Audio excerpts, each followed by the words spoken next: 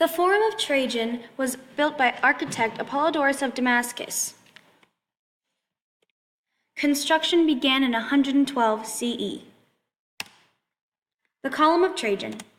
The Column of Trajan is also known as Trajan's Column, and it was used to commemorate in a more permanent form the victory of the Roman Emperor Trajan over the people of Dacia. It tells the story of the conflict from beginning to end, from sacrifice to construction. It's located in between the two libraries as seen on this. It is a 126-foot marble pillar. People say it reads like an ancient comic strip because it's in registers. The Forum of Trajan. Trajan's Forum is the final and largest of Rome's complexes. It was called a construction unique under the heavens.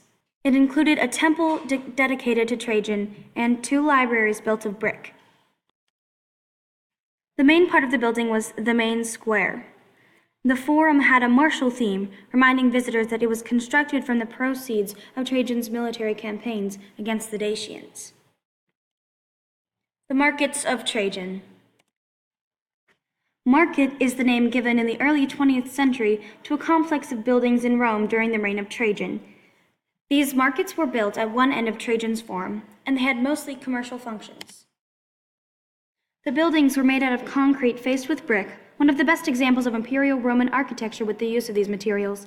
It was built in a decorative semicircle with travertine bases and capitals on the arches. It included a covered market, small shop fronts which were on the ground level, and a residential apartment block on the upper level.